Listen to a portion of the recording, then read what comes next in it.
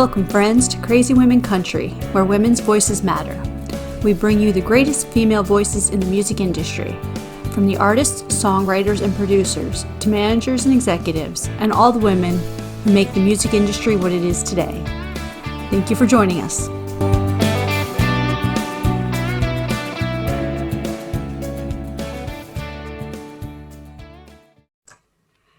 Welcome, friends, to another episode of Crazy Women Country. I'm Paula, and today we have Annika with us on the show. Hello. Welcome. How are you doing? Thank you so much for having me. It is our pleasure. Thank you very much for joining us. Thank you very much. Another one of our amazing Canadian artists. Yes. I'm honored to be part of the crew, for sure. We could do a whole Canadian show, couldn't we, of artists? Yeah. That'd be very cool. That'd be very cool. We can do Crazy Women Country Goes Canadian. That's Yes. right. That's I right. think we have enough artists that we could do a really, really cool show. So there you I love it. go. So tell all our Crazy Women Country fans, who is Annika?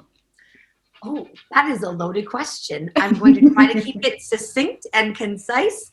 My name is Annika. I'm from Calgary, Alberta, Canada, and I am a singer, songwriter, piano player who grew up loving piano players, loving country music, and have sort of melded everything together in the songs that I've written to release this new album that's coming out. So the two songs that I released about 2 weeks ago are my reintroduction to the country world after being part of a duo for 5 years. I took a year hiatus, and now I'm coming back with my first solo album in several years. So that's where we're at right now. Perfect. Wonderful. Perfect. So tell us about these new singles a little bit. So the first one is a song called I Really Don't Want To. And this was inspired by a line from a movie with Jennifer Aniston and Mark Ruffalo called Rumor Has It. And if you haven't seen it, basically Jennifer Aniston makes terrible decisions throughout the entire movie. At the end, she decides she wants to be with Mark Ruffalo. And Mark Ruffalo says, well, what am I supposed to do? You're sitting here telling me you can't live without me. How am I supposed to believe you? And she says, oh, I can live without you. I just don't want to. And I just have always loved that line because as a woman that I've fallen in love many times, very easily. I've been heartbroken many times.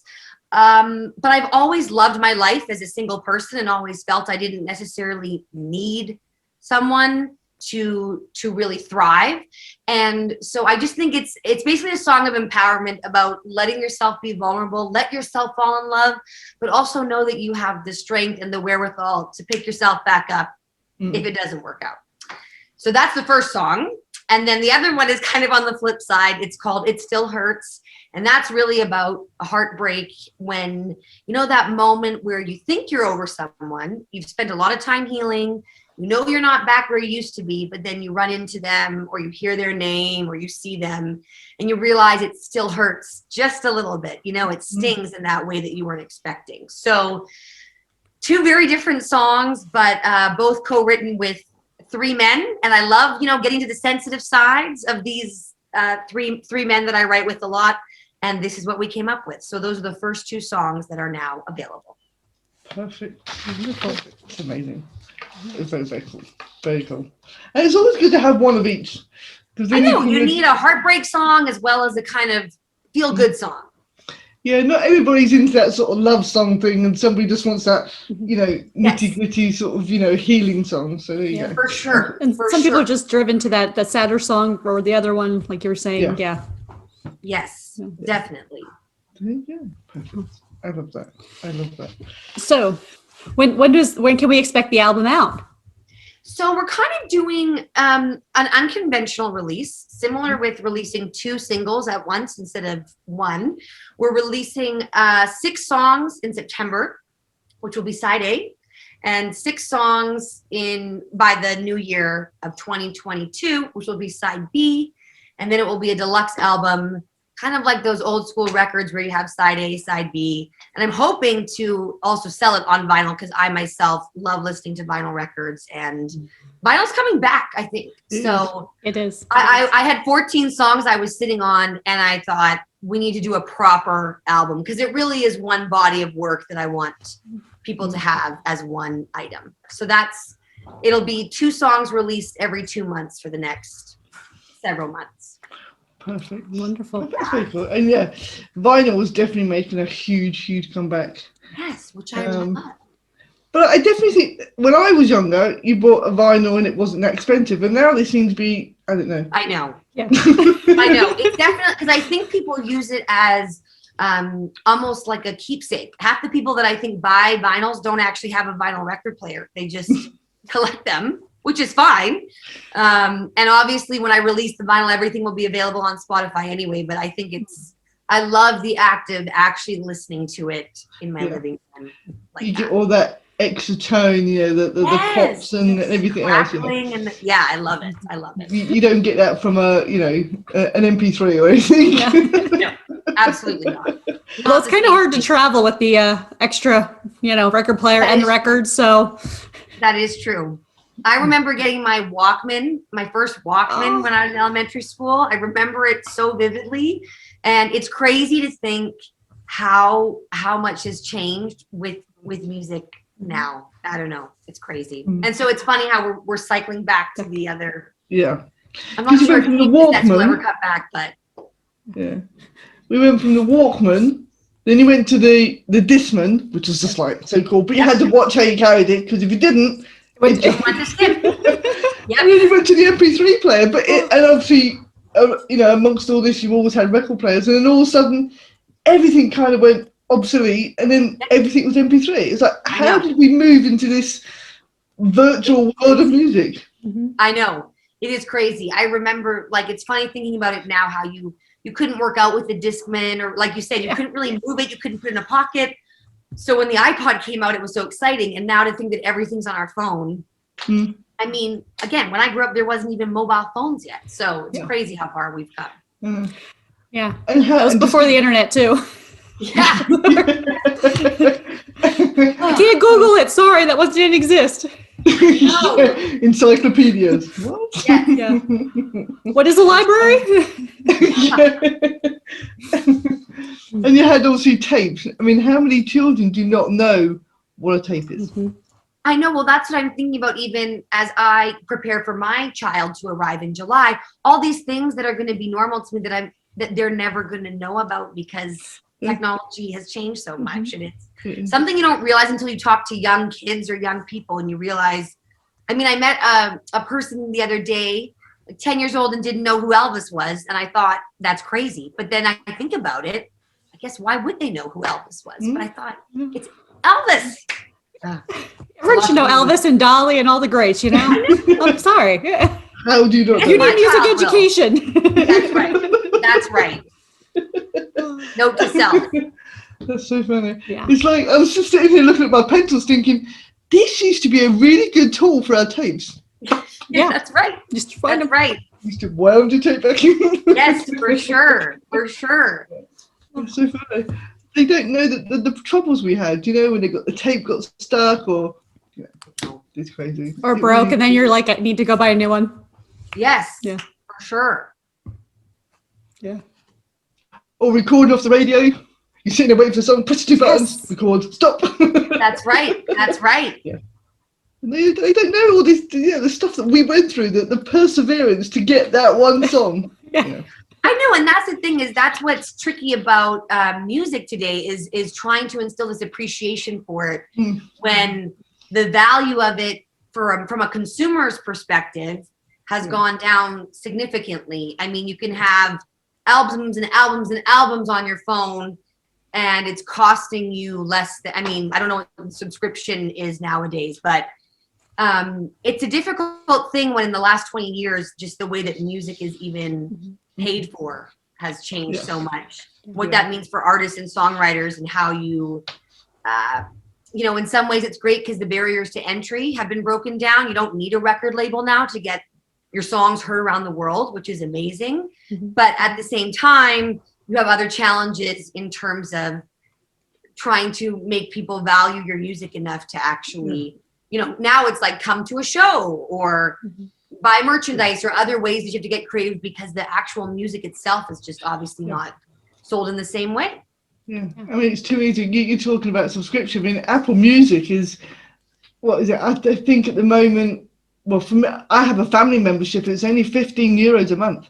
Right. And you can download as much as you like. Yeah. And it's not just the new stuff. You can go right the way back, get loads of old stuff. That's right. You have such a choice. It's like, well, it has to be so much harder for artists now than it used to be. So yeah, because there's so much more competition too, right? Because so many people can, and in a way, I think it's worth it because to have the ability to have your songs heard around the world is amazing. But just, different challenges. And it's interesting to see. I remember when iTunes first came out and that was the big deal. And now to see it moving from even iTunes to a subscription model, it's crazy. So who knows where we'll be in 20 years? We'll be back to cassettes, CDs and record players. Very well could be. Very well could be. Circle. Yeah. Yes. That's one thing. I mean, you've got MP3. The one thing you miss with CDs and records, you haven't got the covers. You used to have the inlay where you had all the songs or the... And you would know who wrote them all? Because that was my big thing, was who wrote this song? Like, not just the artist, but who wrote it. Yeah. That's why one of the things I'm doing now is for every song I'm making what I call credit cards. And there'll be actual card stock that you can collect with pictures on them. But like you said, it lists everyone who wrote it, who played on it. And then on the back will be the lyrics, because I used to love looking at the lyrics and I would pretend to be like lip syncing to myself. And I would half the time think, oh, that's what she's saying, or that's what they're doing. But I used to love the covers too, for sure. They was just, as soon as you get home, you took it out, you read through it, all the special thanks and everything. It was, a very, very different, as you said, experience for sure than just streaming something. Yeah, much more appreciation because you were so excited to see these different things. So. Yes, we need to find a way of bringing that back somehow. So were there any cassettes that you wore out? I loved Shania Twain growing up. I guess being Canadian and loving country music, loved Shania Twain so much. But it wasn't long before she started coming out bringing out CDs. And I loved Michael Bolton, which is so funny looking back on it now. But I still think Michael Bolton is one of the most talented singers ever. He can sing 3 octaves higher than I can. So I remember specifically Michael Bolton was my go-to on my yellow Walkman. I remember that. It's maybe embarrassing, but I went through so many Walkmans because of dropping them or whatever else, Yes. Yes. And I used to ask, if you dropped it, you just sort of pushed it back together and it still plays. You drop your phone out, it's like, the screen's gone, you can't see anything. It's like, yes, for sure. It's a whole completely different world. So other than Shania, who are some of the women that have inspired you to do music? Well, it's interesting. I worked on cruise ships for 4 years as a piano bar entertainer. And so I got a chance to really listen to a lot of music that I knew I would be expected to play because, people come on the ship and they just request songs. So I got to sing a lot of Patsy Cline, Dolly Parton, The Carpenters. I'm a huge Carole King fan. And then in more recent years, again, I loved piano players. So Alicia Keys was a huge influence for me. And so what it kind of culminated into, and Shania Twain, again, I love how she pushed the boundaries of country music. At the time, I feel like I didn't know that was happening, but looking back on her career, you see her bringing that pop element into country while still having that great storytelling aspect that I think makes country music so great. But no, Carole King was huge for me in terms of I love that she was a songwriter first and that she was a piano player and that she wrote for so many other big artists before kind of having her own career. So I feel like there's no modern day Carole King right now. Not that I'm trying to be that, but I've been greatly inspired by her. Yeah, that's cool. So what's the one song that people ask you to play on a regular basis that you really just got so bored of? Well, The Piano Man. That was people's go-to. And it has, like 8 verses to it. And depending how much fun the cruise ship passengers are having, they want to hear all 8 verses. I would say that song and Sweet Caroline was requested a lot. But I was really fortunate on cruise ships because people would often know that I was a songwriter myself and I was a performer. So they would say, play one of your own songs. And I got to sell my own CDs. And I still have fans that follow me today from my early 20s, from all around the world that saw me, and bought my first record that I brought on with me. And so I was very fortunate to not have to play Billy Joel Piano Man 80 times a night. They were but that one still, it's like without fail. If I made it through one cruise without having to play that, it's a miracle. So I'll remember that if I ever go on a cruise, I will not request that song, I promise. The best thing to do this is what I tell people, if you're ever in a place on a cruise or in a restaurant where there's a piano player, the best thing you can do is go up and say, play your favorite song, because generally that's what they're going to be the best at. If they say, oh, I really love jazz music or whatever, it gives them a chance to be free. And people used to do that all the time, and I loved it. Yeah, that's very cool. Very cool. I love that. Okay, this is the fun part. I love this.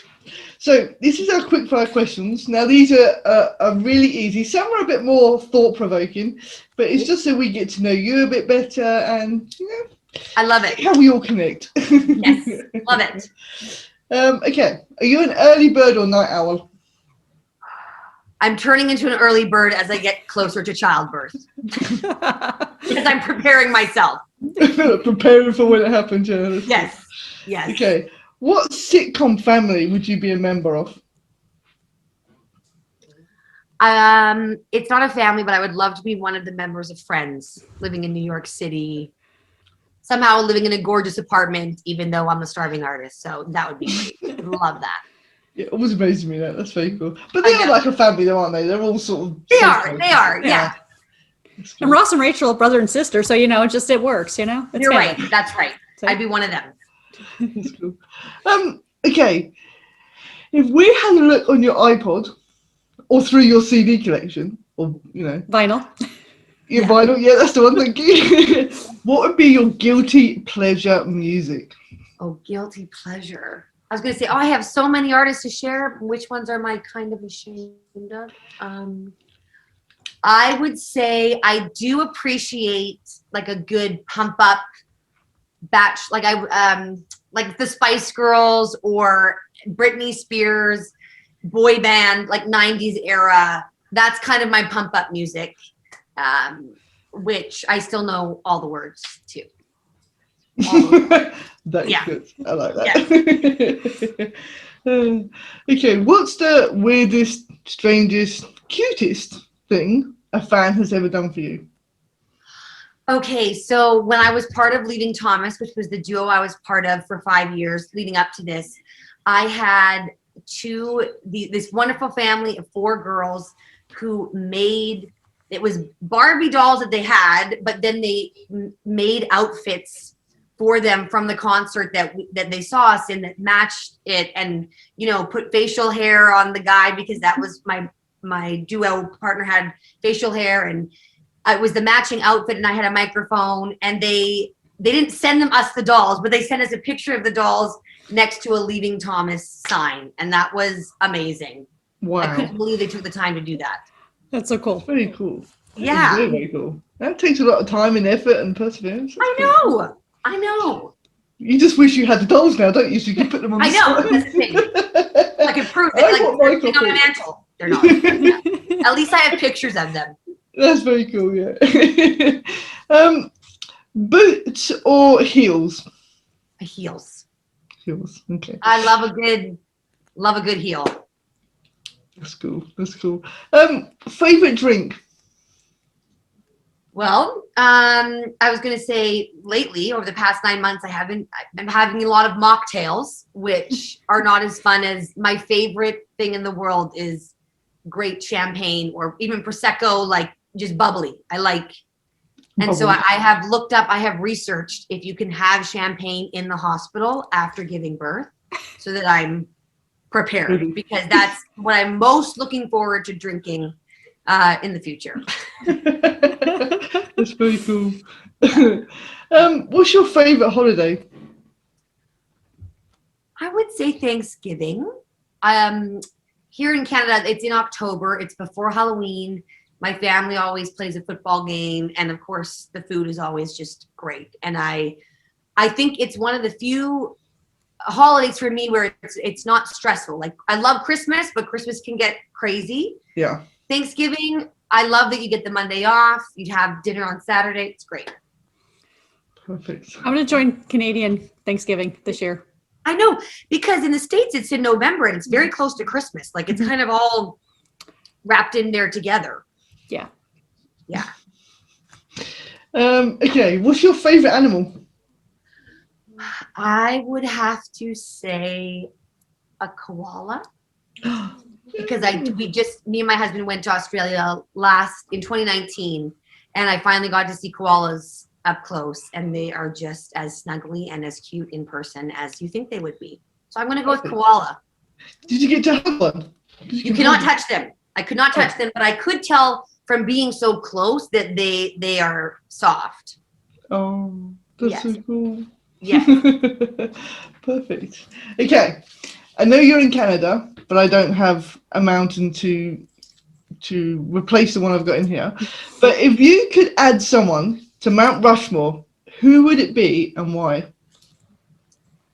I am going to say, that's such a good question. And I've been to Mount Rushmore. So I was going to say the first thing that came to my mind, which is so random, but I'm going to say Stevie Wonder because he, to me, is the greatest artist of all time. And he's someone, when I think of looking up to someone since I was a kid, he is someone for me. And I think he is specifically in America, he is a amazing influence on American music, so I'll say Stevie Wonder.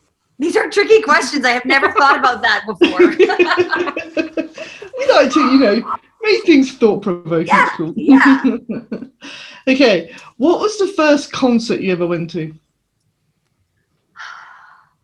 The first concert I went to was Natalie McMaster, who you probably never heard of, but she was a fiddler. And I was a fiddler for many, many years. And I remember seeing her and thinking, this is crazy that this theater is filled to see a fiddle player. Like, that was crazy to me. Mm-hmm. And then my first concert that I remember was probably Josh Groban. I saw him. I really liked him.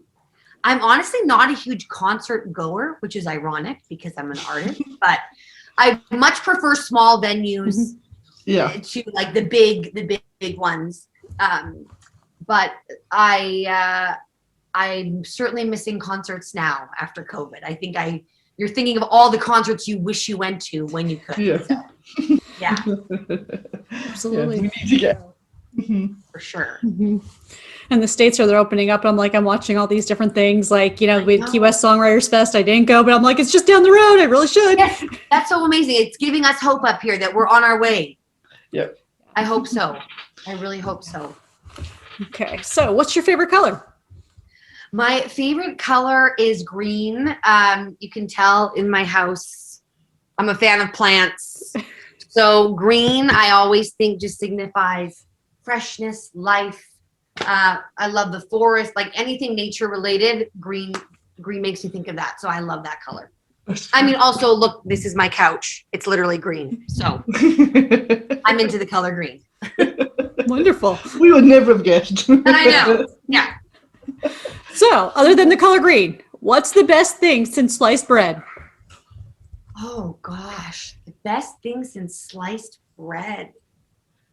I'm tempted to say the invention of a motorized vehicle. I don't know, because I'm thinking I love to travel. So I'm thinking the fact that we now have, although maybe that probably, when did sliced bread come? That's a good question. I guess I would say any invention that allows us to see the world, I really appreciate. And again, missing it now because of COVID.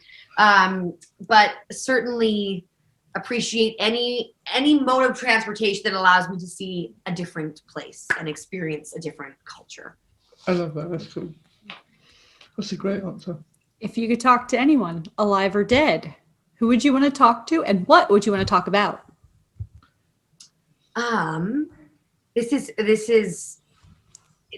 a well, it's a very personal answer, but we're getting personal, so here we go. Yes. I would probably talk to my mom, who passed away 3 years ago, and I would specifically ask her all the questions about childbirth, child rearing that I didn't ask her when that wasn't on my mind. I'm thinking about that lots lately, actually. And yeah, I would love to have one more conversation with her for sure. That'd be amazing. That would be sweet. It's beautiful. Yeah. That is very beautiful. So if you weren't doing music, what would you be doing? Well, I have my degree in accounting, so I know I just got way cooler for everyone watching this. I kind of come from a financial background, so I could see myself doing something in that realm, but my hobby that will probably never be turned into an actual career, that if I could dream of one, I do love to bake. So I love the idea of owning a little bakery, and then I think about all the logistics and everything else that comes into it, and I could never do it. But that's kind of my faraway version of myself. That's like a cute little baker in Paris. That's very cool. Yeah, I love that. I do. That little bakery, and you can have your name above the door. That was absolutely. And I know it will never happen, but that's okay. I think of it when I'm making cake out of a box. It's pretty much the same. I love that. Cake out of a box. Yeah. That's perfect. Yeah. That's the best answer. I love that. We always call the cookies like that you get pre-made. We call them cheater cookies, but they're still just as good. They're just as good. That's the thing. I think if you put the cake in a box next to something homemade, it wouldn't be that much different, or certainly not worth the time it takes to do everything else. And nobody would question I'm not a cake baker. I'm more of a like muffins, cookies, squares. I like that, because cake, once you get into icing and froth, that's too much. That's just too complicated. Yeah. Oh, look, there's a bakery. Here we go. I just picked one up. Here we go. Yes, for sure. Here's one we made earlier. If you were a Disney character, what character would you be? I think I would be. Oh my goodness! I was just in Disneyland before COVID. I'm trying to think. Like, I'm thinking of the princesses who my niece is obsessed with. Oh, you know what? I'd probably be someone from Frozen, because my background is Norwegian, so I always relate to the Scandinavian characters. And I'd probably be Anna from Frozen, because she's determined and she's a romantic person, and she looks out for her sister. And like I mentioned earlier, I have 3 sisters who I would do anything for. So I think Anna's story would be the most similar to mine. You're both perfect. You're the human version of Anna. There you go. That would be great. Yeah, exactly. My name's close enough anyway. It's very close, yeah. Oh, so what's your favorite flavor of ice cream? And has it changed being pregnant? That's a great question. People make fun of me for this. My favorite hard ice cream flavor is cotton candy, and it has not changed since I was 8. It's the same. It's never changed. I don't know what it is about it. I just love it so much, and because I feel I don't go out to have hard ice cream very often, that when you do, you're always in between that. Should I try something new? I always get the same flavor, cotton candy. I'm sure it'll be like that when I'm well into my 80s. So I'm embracing it now, the childhood flavor. That definitely must be a Canadian thing. It must be, because I don't know anyone else that likes it. I mean, even in Canada, it's not very popular for people over the age of 10. So. But it's fine. Age is just a number. Just go with it. That's right. It is. Keeps you young. Yes. No one said we had to grow up. We just have to grow old because the age, you know? That's right. So what's one of your favorite snacks? My favorite snacks, I love peanut butter M&Ms. And I love peanut butter M&Ms with popcorn, so you get that sweet and salty taste. That certainly is my, once the bag is open, there's no putting it back to save for next week. It's gone. So that's my guilty pleasure for sure. Sweet and salty. That's cool. Wonderful. Well, hypothetically, if I came to you and said, I need to hide a body, do you know a good place? Oh, sorry, I lost you for a quick second. Could you repeat that? Hypothetically, you came to me and said what? That was the perfect time for your thing to freeze. Oh my goodness, was it something about burying a body or something? Yeah. So hypothetically, if I told you I needed to hide a body, do you know a good place? Oh, And that's when it froze. It was perfect. that's amazing. Well, I would have to think about it, which maybe is a good sign. I don't think I have a good place in mind. It would not be at, the only thing is I can think is my backyard is full of a mound of dirt right now because we're doing renovations. So, I mean, it'd be pretty easy to shovel something out there. Not that I would assist you in that, but I may know a place. Yes. Wonderful. Thank you. I love that question. What would be a good theme song for your life? Oh, good theme song. You know what song I love to wake up to is Bill Withers' Lovely Day. And I think it's a feel-good song. It puts you, it's going to be a lovely day if you decide it's a lovely day. So that would be the theme song for my life, is waking up in the morning and, you know, being thankful for a good night's sleep. And then at the end of the day, being thankful for a good day, just embracing it all. Perfect. I love that. Wonderful. So tell us and our viewers some of your, maybe even from your iPod or your vinyl, what songs, albums, artists that we should listen to before we die? Okay, well, I'm a huge John Mayer fan. I think that he is just so great, and one of my favorites to listen to specifically on vinyl. I would also say Gavin DeGraw is one of my favorites, another piano player, kind of soulful but country, like not really country, but he's really great. And then there's a woman in Australia. Her name is Fatai, and she was on The Voice in Australia, and I found her on Instagram, but she's become one of my favorite artists, even though she's not that famous. But it's Fatai, Fatai. If you look her up, if you like songwriters, and that, she's amazing. Speaking of songwriters, I love listening to Laurie McKenna, who, you know, is one of the greatest country songwriters. I love all of her stuff too. So those are a few, to varying different genres and everything, but some of my favorites. That's perfect. I love that. Okay. Who is your favorite CWC host? Definitely a tie. You can't even compete. Like, you got both definitely a tie. That's the one question I refuse to answer. Most people. I was on it. She was on the ball there. There you go. Yeah. Look at that.